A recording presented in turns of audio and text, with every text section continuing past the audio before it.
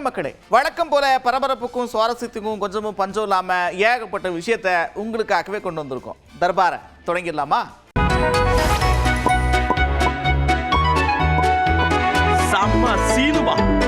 சம சீன்ல முதல்ல பார்க்க போறது எங்க பார்த்தாலும் கரப்பான் பூச்சி பேராவே இருக்கப்பா. எங்க திரும்பினாலும் அந்த பேரை தான் கேள்விப்பட்டு இருக்கோம். எதை பத்தி பேசுறேன்னு உங்களுக்கு புரிஞ்சிருக்கோம். வேலை கேட்டு போராட்டம், வேலை கேட்டு போராட்டம், வெல்லட்டும் சிறக்கட்டும், வெல்லட்டும் சிறக்கட்டும். பிஜேபி அரசு நிரப்பிடுங்க, நிரப்பிடுங்க, நிரப்பிடுங்க, நிரப்பிடுங்க, நிரப்பிடுங்க, நிரப்பிடுங்க, நிரப்பிடுங்க, நிரப்பிடுங்க. வேலை இல்லா திண்டாட்டத்தை, வேலை இல்லா திண்டாட்டத்தை, வேலை இல்லா திண்டாட்டத்தை, வேலை இல்லா திண்டாட்டத்தை குறைத்திடுங்க, குறைத்திடுங்க, குறைத்திடுங்க, குறைத்திடுங்க. ஆசை வார்த்தை காட்டி காட்டி, ஆசை வார்த்தை காட்டி காட்டி, ஓட்டு ஓட்டா வாங்கி வாங்கி, ஓட்டு ஓட்டா வாங்கி வாங்கி, வாக்குறுதி என்னாச்சு, வாக்குறுதி என்னாச்சு? அரசு, மாநில அரசு வேலை கொண்டு வேலை கொண்டு, வேலை கொடு, வேலை கொடு. தமிழக இளைஞர்களுக்கு, தமிழக இளைஞர்களுக்கு, இந்திய இளைஞர்களுக்கு, இந்திய இளைஞர்களுக்கு வேலை கொண்டு வேலை கொண்டு, வேலை கொடு, வேலை கொடு. பரபரப்பான அரசியல் சூழல்ல திமுக கூட்டம் நடத்துனாங்க. நிர்வாகிகள்லாம் கலந்துக்கிட்டாங்க. எல்லாம் உங்களுக்கு தெரியும். அதுல திமுக தலைவர் மு.க. ஸ்டாலின் என்ன சொன்னார் தெரியுமா? தங்களுக்கு பிடிச்ச நடிகர் ஒருத்தர் கட்சி ஆரம்பிச்சதுனால ஒரு ஆர்வத்தில் வாக்களிச்சிருக்கிறாங்க. கொஞ்ச நாள்லயே இந்த பொம்மை மேல அவங்களுக்கு இன்ட்ரெஸ்ட் போயிடும். குழந்தை அம்மாவை தேடுற மாதிரி நம்மளைத்தான் நம்ம மக்கள் ஏக்கத்தோடு தேடுவாங்க. நான் ரொம்ப பணிவோடு சொல்கிறேன், கடந்த 50 ஆண்டுகளில் தமிழ்நாடு பார்த்துருக்கக்கூடிய கடந்த 5 வருஷ ஆட்சி தான் மிக சிறப்பான ஆட்சி. இதை சொல்கிறதுல எனக்கு எந்த தயக்கமும் இல்லை. இப்படி சொல்கிறதுனால நம்முடைய முன்னோர்களை விட நான் பெரியவன்னு சொல்ல வரல. அவங்களுடைய ஆட்சிகளிலிருந்து கற்றுக்கிட்ட பாடங்களை தான் அதை விட சிறப்பான ஆட்சியை நாம் கொடுத்துருக்கோம். நாம் முடித்து வச்சிருக்கக்கூடிய பணிகள், பாதியிலே நிற்கக்கூடிய பணிகள்லாம் திறந்து வச்சுட்டு இருந்தால அடுத்த 5 வருஷத்துக்கு ஏதோ ஒரு திட்டப்பணியை புதிய ஆட்சியாக திறந்து வச்சுக்கிட்டே இருக்கலாம். அவ்வளோ பணிகள் மிச்சம் இருக்கு. மதில் மேல் பூனை கணக்காக நடந்துகிட்டு இருக்குங்க. நான் நிச்சயமா சொல்றேன், 5 வருஷம் இந்த ஆட்சி நிலைக்காது அப்படின்னு சொல்றார். பெரும்பான்மைக்கு தேவையான 110 இடங்களில் கூட அவங்க வெற்றி பெற முடியல. ஆக பெரும்பாலான மக்கள் தெளிவாக இருக்காங்க. கணக்கு போட்டு பாருங்கள், அந்த கட்சி நடிகர் கட்சி எவ்வளோ வந்திருக்கு? 107. இப்போ நம்ம தயவில் அவங்க ஆட்சி நடக்குது. தொடக்கத்தில் சொன்னேன், சிபிஎம் 2, சிபிஐ 2, விசிகே 2, இந்திய முஸ்லீம் லீக் 2, எவ்வளாச்சு? 8, அப்புறம் 5.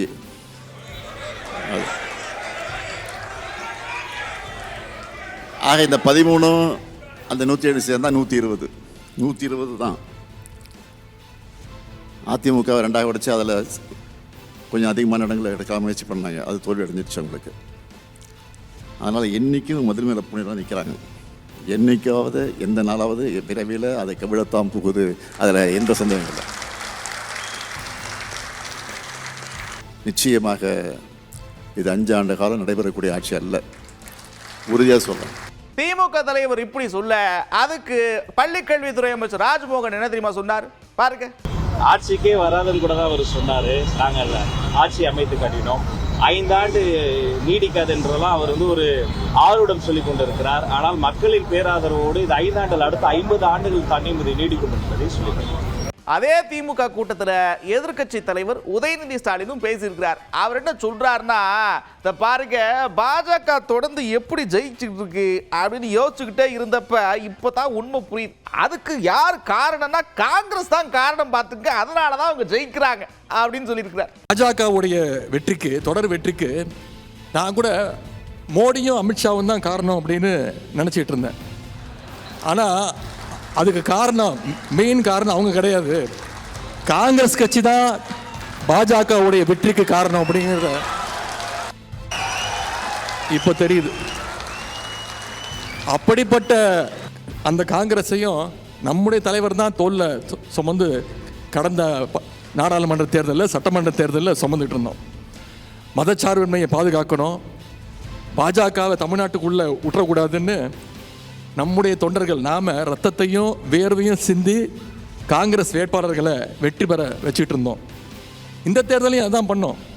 களத்திலேயே இல்லாத காங்கிரஸ் கட்சி இன்னைக்கு 5 இடத்துல ஜெயிக்க நம்முடைய உடன்பிறப்புகள், நம்முடைய தலைவருடைய தொண்டர்கள், திமுக காரன் தான் காரணம். இன்னைக்கு நம்ம தலைவர் அவர்கள் முதலமைச்சர் ஆகணும்னு மக்கள் போட்ட ஓட்டில் ஜெயிச்சுட்டு பதவிக்காக சொல்லாமல் கொள்ளாமல் ஓடி போயிட்டாங்க. குறைஞ்சபட்ச ஒரு நன்றியோ நாகரிகமோ இல்லாத காங்கிரஸை இனி எந்த காலத்திலையும் நாம் நம்பக்கூடாது, எந்த காலத்திலையும் நாம கிட்ட சேர்க்கக்கூடாது. அவங்களுக்கு சரியான பாடத்தை நாம கற்றுக் கொடுக்குறோமோ இல்லையோ, தமிழ்நாட்டு மக்கள் நிச்சயம் வெகு விரைவில் கற்றுக் கொடுப்பாங்க. என்னப்பா புசுகன் இப்படி சொல்லிவிட்டாரு, அதை பார்த்துட்டு எப்படி சும்மா இருக்க முடியும் அப்படின்னு காங்கிரஸ்ல இருந்து எம்பி மாணிக்கம் தாகூர் என்ன சொன்னார்னா, தேர்தல் முடிவுகள் வர வர திமுக அதிமுக கூட்டணி பேச்சுலாம் நடந்துச்சு. அதுக்கு யாரு தெரியுமா உதவுனது? பாஜக. இதை தெரிஞ்சதுமே நாங்க என்ன பண்ணோம், தாவேக்காவுக்கு ஆதரவு கொடுத்தோம் அப்படின்னு சொல்றாரு. தோத்துக்கிட்டு இருக்கும்போது பாஜகவினுடைய கண்ட்ரோலோட சேர்ந்து, பாஜகவுடைய ஆணைக்கிணங்க அதிமுகவும் திமுகவும் சேர்ந்து ஆட்சி அமைக்கணும். ஒரே ஒரு காரணம் என்னட்டுன்னா, தமிழக வெற்றி கழகத்தினுடைய தலைவர் விஜய் அவர்களை முதலமைச்சர் ஆக்கக்கூடாது அப்படிங்கிற ஒரே வன்மம் தான். இதை வெளியில் சொல்லாமல் இருந்தோம். நாங்கள் இதுக்காகத்தான் நாங்கள் அவங்கள்ட்ட போகவே இல்லை. எதுக்கு 5ஆம் தேதி போகல, என்னட்டா 4ஆம் தேதி தான் பேச ஆரம்பிச்சிட்டாங்களே. பிஜேபி யாரை பேச சொல்லியிருந்தாங்களோ பிஜேபியிலிருந்து தான் பேச ஆரம்பிச்சது. 3 மணிக்கு எதுக்கு நேரம் சொல்லிக்கிட்டு இருக்கேன். 4ஆம் தேதி 3 மணிக்கு பாஜகவினுடைய முக்கிய தலைவர் அதிமுக திமுக தலைவர்களை தொடர்பு கொண்டார். 5 மணிக்கு இவங்க பேச ஆரம்பிச்சிட்டாங்க. பேச ஆரம்பித்த உடனே எங்களுக்கு தகவல் என்னட்டுனா, பிஜேபி 2 பேருக்கு கனெக்டிங் கால் போட்டு விட்டுருச்சு. அதிமுகவுக்கும் பிஜேபிக்கும் டிஎம்கேக்கும் கனெக்டிங் கால் போட்டு விட்டது பிஜேபி. கனெக்டிங் கால் போட்ட உடனே எங்களுக்கு தகவல் வந்துருச்சு, கனெக்டிங் கால் ஆயிடுச்சு. 2 பேரும் பேச ஆரம்பிச்சிட்டாங்க. திமுகவினுடைய அனைத்து கொள்கைகளையும் குப்பையில தூக்கி போட்டு அதிமுகவோட சேரணும்னு தவ்வி குதிச்சது திரு உதயநிதி அவர்கள். உதயநிதி அவர்களை பொறுத்த மட்டும் விஜய் அவர்களை முதல்வராகக்கூடாது என்பதற்காக அனைத்து முயற்சிகளையும் செய்து தோற்றிருக்கிறார். பழனிசாமி அவர்களை முதலமைச்சராகுங்க, நாங்கள் திமுக வழியிலிருந்து சப்போர்ட் பண்ணுறோம். காரணம் ஒன்று தான், திரு விஜய் அவர்கள் முதலமைச்சராகக்கூடாது. இதற்கு கவர்னர் ஹெல்ப் இருக்கும், கவர்னரோட மறைமுக ஹெல்ப் இருக்கும். ஏன்டா கனெக்டிங் கால் போட்டது டெல்லியில், அதனால தான் அலக்கழிச்சது. இது எல்லாத்தையும் என்னட்டா நாங்கள் எல்லாத்தையும் வெளியில் சொன்னோம்னா தப்பாக இருக்குமே சொல்லிட்டு தான் நாங்கள் பேசாமல் இருந்தோம். ஆக மொத்தத்தில் இதன் மூலமா என்ன சொல்ல வர அப்படின்னா, திமுக அதிமுக கூட்டணி ஆட்சி அப்படின்னு ஒன்று பேசப்பட்டுச்சுல, அதை தடுத்தது யார்? அந்த பெருமையெல்லாம் யாருக்கு சேரும்? காங்கிரஸுக்கு தான் அப்படின்னு சொல்றாரு. 6 மாதம் நாங்கள் எந்த எதிர்ப்பும் செய்ய மாட்டோமாக்கோம். நாங்கள் 6 மாதம் அந்த அரசாங்கத்தை நல்லபடியாக வாழ்த்துவோம் அப்படிங்கிறலாம் வெறும் வாயில் வடை சொல்றது. இது எல்லாம் இப்போ எல்லா கட்சிகளுக்கும் தெரிஞ்சிச்சு. அது விடுதலை சிறுத்தைகளுக்கு தெரிஞ்சிருச்சு, விடுதலை சிறுத்தைகள் இந்தியன் யூனியன் முஸ்லீம் லீக் தெரிஞ்சிருச்சு, இடதுசாரிகளுக்கு தெரிஞ்சிருச்சு, எல்லாருக்கும் தெரிஞ்சு, ஊருக்கே தெரிஞ்சு வச்சுப்பேன். அதனால என்னடா இப்போ இவர்களை பொறுத்த மட்டும் இவர்களுடைய வன்மம் காங்கிரஸ் மேலே இருக்குது. ஏன்னா காங்கிரஸ் தான் இவர்களுடைய இந்த பிளானை உடைச்சு சும்மா ஃப்ளாப் ஆக்க வச்சது. இவர்களை பொறுத்த மட்டும் ஏமாற்றி இங்கே என்ன நட்டுனா எல்லா கட்சிகளையும் போய் பார்த்த உடனே என்ன நடந்திருக்கோம், எல்லா கட்சிகளையும் உட்காந்து பார்த்த உடனே நம்ம எல்லாரும் சேர்ந்து பழனிசாமி ஆதரிப்போம், அவங்க பிஜேபி விட்டுட்டு வந்துட்டாரா, அதனால் பழனிசாமி ஆதரிப்போம், நம்மளை பொறுத்த வரைக்கும் விஜய் முதலமைச்சரானால் அவர் பிஜேபி கையில் போயிடுவார், அதனால் நம்மளை பொறுத்த வரைக்கும் நம்ம பழனிசாமி ஆதரிப்போம்னு டயலாக் பேசியிருப்பாங்க. இந்த டயலாக்லாம் வழி இல்லாமல் இவங்க எப்போ கனெக்டிங் கால் போட்டாங்களோ அப்போ காங்கிரஸ் கட்சி அந்த காலை துண்டிச்சுட்டு நாங்கள் எங்கள் வேலையை பார்க்க ஆரம்பித்தோம். எங்களை பொறுத்த மட்டும் தமிழகத்தில் பாஜக வரவிடாமல் தடுத்ததற்கு மிக முக்கியமான துணை நின்ற அனைத்து கட்சிகளுக்கும் நன்றி தெரிவிக்கிறோம். இப்படி திமுக காங்கிரஸ் பஞ்சாயத்து ஒரு பக்கம் போய்கிட்டு இருக்க, விசிகாலையும் ஒரு சம்பவமாகி போயிருக்கு. என்னப்பான்னு கேட்டீங்கன்னா, முன்னாள் சட்டமன்ற உறுப்பினர் பனையூர் பாபு விசிகாலேருந்து விலகி இருக்கிறார். அது சம்பந்தமா அறிக்கை ஒன்று விட்டுருக்கிறார். அதில் என்ன சொல்றாருன்னா, தலைமை ஒரே குழப்பத்தில் இருக்குதப்பா, அதுவும் இல்லாமல் தாவேக்க ஆதரவு நிலைப்பாடு எடுத்ததெல்லாம் சரியா அப்படின்னு கேட்டு விலகி இருக்கிறார்.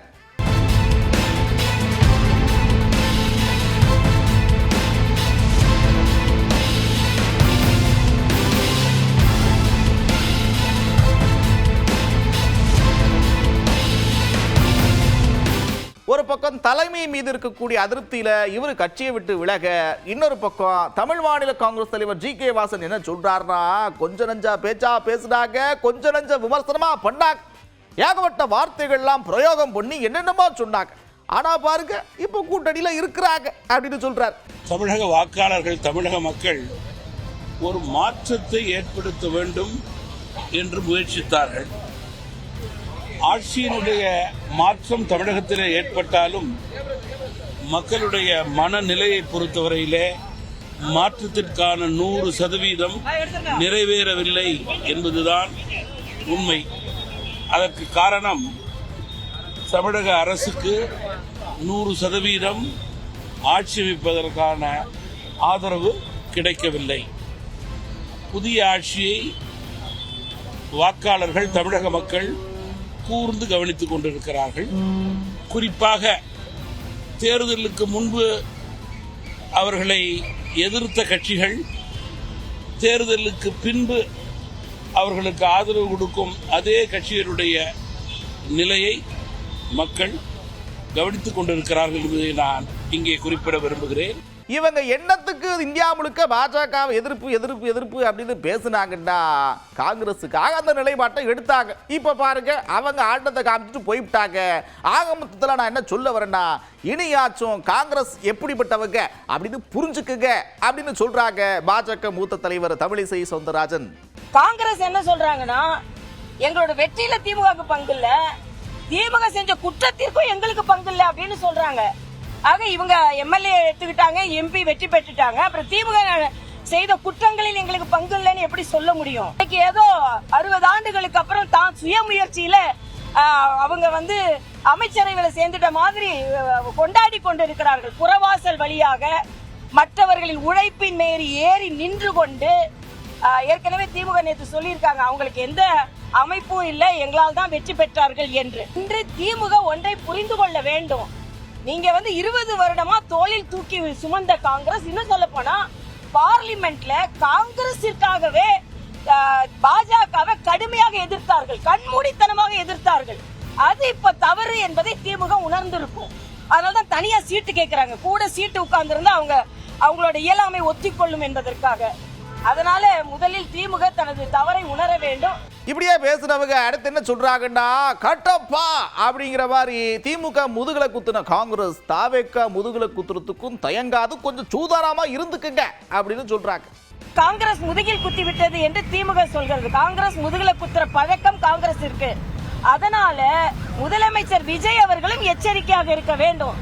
திமுக முதுகுல குத்துன காங்கிரஸ் முதலமைச்சர் விஜய் முதுகலையும் குத்துவதற்கு எந்த விதத்திலும் தயக்கம் காண்பிக்க மாட்டார்கள். ஏனென்றால் காங்கிரசின் சரித்திரம் அப்படி. அதனால 19 மக்களோட ஆதரவு இல்லைன்னு சொல்ல முடியாது. ஆனா மக்களின் முழு ஆதரவு இல்லை அப்படின்னா 150 160 தாண்டி இருக்க வேண்டும். அதனால மிக எச்சரிக்கையாக உணர வேண்டிய காலம் இது என்பதை நான் தெரிவித்துக் நாங்கெல்லாம் யார் முதுகலையும் குத்தலையாப்பு அப்படின்னு கேட்கிறாரு காங்கிரஸ் அமைச்சர் ராஜேஷ்குமார். எங்களை பொறுத்தவரையில், காங்கிரஸ் கட்சியை பொறுத்தவரையில் எந்த காலகட்டத்திலும் யாருடைய முதுகிலும் குத்தியது கிடையாது. ஏன்னா வரலாற்றை நீங்க திரும்பி பார்க்கணும். 1967க்கு பிறகு திராவிட முன்னேற்ற கழகம் அல்லது அனைத்து இந்திய அண்ணா திராவிட முன்னேற்ற ஏதாவது ஒரு திராவிட கட்சி கூட்டணி இல்லாம அரசு அமைந்திருக்கான்னு பாருங்க. 1989ல காங்கிரஸ் தனிச்சு போட்டிட்டு, ஆனா திராவிட முன்னேற்ற கழகம் கூட்டணியோட தான் போட்டிட்டு. அதனால இது யாருடைய முதுகில குத்துனாங்களோ அவங்க உணவாங்க. ஏன்னா எல்லா காலகட்டத்திலையும் தேர்தலில் மட்டும் கூட்டணி, தேர்தல் முடிந்தவுடனே அவங்க ஆட்சி பண்ணுவாங்க. இதுதான் நடந்துட்டு இருக்கு. ஆனால் நாங்க முதுகில குத்தல. போன எலெக்ஷனை தொடர்ந்து கிட்டத்தட்ட ஒரு 10-20 வருஷமா திராவிட முன்னேற்ற கழகத்தோடு கூட்டணி அமைச்சு அவங்களுக்கு நாங்கள் தேர்தல் காலத்தில் கடுமையாக வேலை செய்திருக்கோம். எங்க தொண்டர்களுடைய அந்த உழைப்பினால தான் அவங்கள சிஎம் ஆயிருக்காங்க. அதை அவங்க முதல்ல உணர. ஒரு பக்கம் காங்கிரஸ் தொடர்பான விமர்சனத்தை முன்வச்சதோட மட்டும் இல்லாம அடுத்து விசிகா பத்தியும் பேசியிருக்கிறாங்க தமிழிசை சவுந்தரராஜன். என்னப்பா சொன்னாங்க அப்படின்னு கேட்டா, உள்ளே வெளியே விளையாண்டு இருக்கிறாங்க. ஆமா இல்லான்னு உடச்சு பேச வேண்டியதான, இப்படி எல்லாம் குழப்பமா இருந்தா சரிபட்டு வருமா அப்படின்னு கேட்கிறாங்க. விடுதலை சிறுத்தைகள் அண்ணன் திருமாவளவன் என்ன சொல்றாரு, நாங்க இன்னும் அந்த கூட்டணியில தான் இருக்கோம், ஆனா இந்த அமைச்சரவையில இருக்கோம். அப்பனா அமைச்சரவையில சேர்ந்திருக்க கூடாது. அமைச்சரவையில சேர்றதுல எனக்கு விருப்பம் இல்லை, ஆனாலும் நான் சேருவேன், ஆனா நான் அந்த கூட்டணியில இருப்பேன் அப்படின்னா எதைத்தான் மக்களுக்கு சொல்ல வருகிறீர்கள்? ஒரு நிச்சயமற்ற தன்மை. அதனால இந்த அரசாங்கம் ஒரு தெளிவான தன்மை மக்களுக்கு சொல்ல வேண்டும் என்பதும் எனது கருத்து. அப்புறம் பாருங்க, மக்கள் அத்தனை பேர் சாப்பிட்றாங்க, அப்போ அது தரம் எப்படி இருக்கு அப்படின்லாம் குவாலிட்டி செக் பண்ண வேண்டியது ரொம்ப முக்கியமா இல்லையா? அதைத்தான் செஞ்சிருக்கிறாங்க. யாருப்பா என்னப்பா செஞ்சாங்க அப்படின்னா, பால்வளத்துறை அமைச்சர் ஆவின்ல போய் ஆய்வு நடத்தி ஐஸ்கிரீமை சாப்பிட்டு பார்த்து சோதனை செஞ்சிருக்கிறாங்க.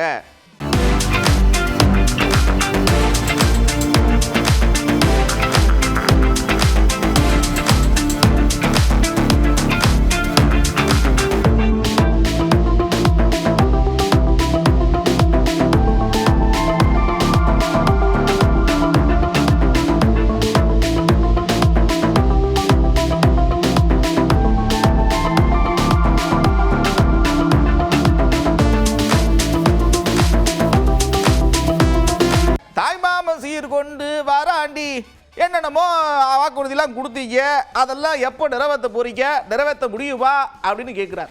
கொடுக்க வேண்டும் என்று சொன்னால் 2500 கொடுக்க வேண்டும். இன்னைக்கு மீனவர்களுக்கு 20,000 கொடுப்பேன் என்று சொல்லியிருக்கின்றார். 20,000 கொடுப்பாரா? நடக்குமா? அது மட்டுமல்ல, மாமன் என்னது மாமனா மாமஞ்சீர் மர்மஞ்சீர் பட்டுச்சேலை இங்க இருந்து பெண்கள் வந்து எளிதாக பஸ்ல போலாம்னு மெட்ராஸுக்கு போகலாம். மெட்ராஸுக்கு இல்ல, மதுரைக்கு போகலாம், சேலத்துக்கு போகலாம், எங்க வேணாலும் ஏறி போகலாம். எப்படி ஏமாற்ற இந்த ஏமாற்ற மாயை நம்பிதான் இன்றைக்கு மக்கள் வாக்களித்திருக்கின்றார்கள். இதற்கெல்லாம் அவர்கள் எங்களுக்கு சட்டமன்றத்தில் பதில் சொல்லக்கூடிய நிலை இருக்கின்ற, சட்டமன்றம் கொடுக்கின்ற போது நாங்கள் கேட்கின்ற கேள்விகளுக்கு அவர்கள் பதில் சொல்ல வேண்டும். நாளுக்கு நாள் டெக்னாலஜி வளர்ந்துகிட்டே இருக்குதப்பா. என்னப்பா சொல்றேன் அப்படின்னா, நவீன டெக்னாலஜி வளர்ந்துருச்சுன்னு கேட்டிக்கிட்டா, குன்னூர்ல சட்டமன்ற உறுப்பினர் மக்களை சந்திச்சிருக்கிறார். இதுல என்னப்பா டெக்னாலஜியை கண்டுபிட்டேன் அப்படின்னு கேட்குறீங்க. QR கோடு கொடுத்துருக்கிறார். எதுக்கு அப்படின்னு தானே பார்க்குறீங்க. குறை ஏதாவது இருந்துச்சுன்னா அந்த QR கோடை ஸ்கேன் பண்ணி நீங்க சொல்லலாம். ஆமா,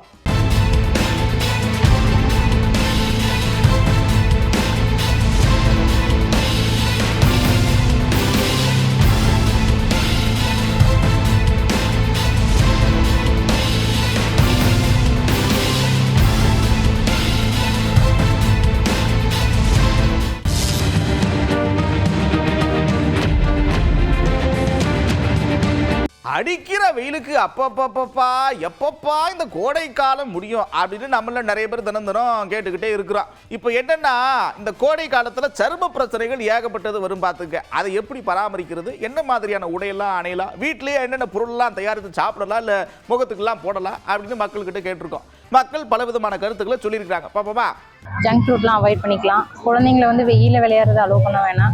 மற்ற ஆடைகளை தவிர்த்துட்டு காட்டன் அது மாதிரி குழந்தைங்களுக்கு போடலாம். பாலிஸ்டர் வந்து அவாய்ட் பண்ணிக்கலாம். காட்டன் போடுறது நல்லா இருக்கும். நம்மளுடைய வேலைகளை வந்து வெயிலுக்கு காலையில் ஏர்லி மார்னிங்கு ஈவினிங் பிளான் பண்ணி அந்த மாதிரி வெயிலில் அவாய்ட் பண்ணிக்கணும். உடைகளை வந்து பருத்தி ஆடையாவே நல்லது. கவர் அந்த மாதிரி அதுவாக வந்து வெயில் அதிகமாக வேணாம். ஒரு நாளைக்கு 2 முறை குளிக்கலாம். குளித்து உடம்பு சுத்தமாக வேர்வையிலேருந்து நம்ம சுத்தமாக வைத்துக்கொள்ளலாம். காட்டன் ட்ரெஸ் தான் சிறந்தது. காட்டன் சேர்த்துக்கிட்டோம்னா நமக்கு வந்து இந்த வெயில் ஓவரா எரிச்சல்லாம் இருக்காது. வெயில்ல சமாளிக்கிறனாக்கா நாங்க வந்து இருக்கப்பட்ட நாங்களா இருந்தா வீட்டுல இருந்து இருந்துருவோம். நாங்க அன்னன்னைக்கு உழைச்சி சாப்பிட்றோம். நாங்க வெயில்ல அலைஞ்சுதான் கஷ்டப்படுறோம். ஒரு நாளைக்கு உடம்பு அவ்வளவு கஷ்டமா தான் இருக்கு. ஆலோவேராவை வந்து நம்ம அதில் உள்ள ஜெல்லை மட்டும் எடுத்து ஃபேஸில் அப்ளை பண்ணிக்கிட்டே வந்தோம்னா அது வந்து குளிர்ச்சியாக இருக்கும். மேக்ஸிமம் 12 to 3 மணி வரைக்கும் வெளியில் போகாமல் இருக்கிறது நல்லது. அப்படியே போக வேண்டியது இருந்தாலும் நம்ம கொடையை பிடிச்சிட்டு போகலாம். முடிஞ்ச அளவுக்கு காட்டன் ட்ரெஸ் போடலாம். சாரீ, சுடிதாரு, அந்த மாதிரி காட்டன் ட்ரெஸ்ஸு. குழந்தைங்களுக்கும் காட்டன் ட்ரெஸ் யூஸ் பண்ணலாம். சன்ஸ்க்ரீனை வந்து யூஸ் பண்ணிக்கணும். முகம், உடம்பு பகுதி, அதாவது எக்ஸ்போஸ் ஆகிற பகுதி எல்லாத்துலேயுமே தடவிக்கலாம். அதேமாதிரி கண்ணுக்கு வந்து வெயிலோட தாக்கம் அதிகமாக இல்லாமல் இருக்கிறதுக்கு கூலர்ஸ் யூஸ் பண்ணிக்கலாம். உடைகளில் பார்த்தீங்கன்னாக்க அவங்க வெள்ளை நிற உடைகளை வந்து அதிகமாக போட்டாங்கன்னா வெயில் வந்து உடம்புல அப்சார்ப் ஆகாமல் இருக்கும். வெளியே செல்லும்போது குடை, தொப்பி போன்றவைகளை எடுத்து செல்வது மிகவும் நல்லது. நல்லா வந்து சிரிச்சுக்கிட்டே இருங்க. சிரிச்சுக்கிட்டே இருக்கிறது தான் பெஸ்ட் தெராப்பி. ஸ்கின்னு பாருங்க, நீங்க ஹாப்பியா சிரிச்சுட்டே இருங்க, உங்க ஸ்கின் எப்படி க்ளோ பண்ணுதுன்னு பாருங்க. அப்புறம் என்ன, ஜாலியா சிரிச்சுட்டே ரசிட்டே பார்த்துருப்பீங்க. நான் கடைபடுற நேரம் வந்துருச்சு. மறுபடியும் இதே மாதிரி ஒரு தர்பார்ல உங்களை சந்திக்கிறேன். அதுவரை விடைபெறுவது நான் நந்தா. இது 18 தர்பார்.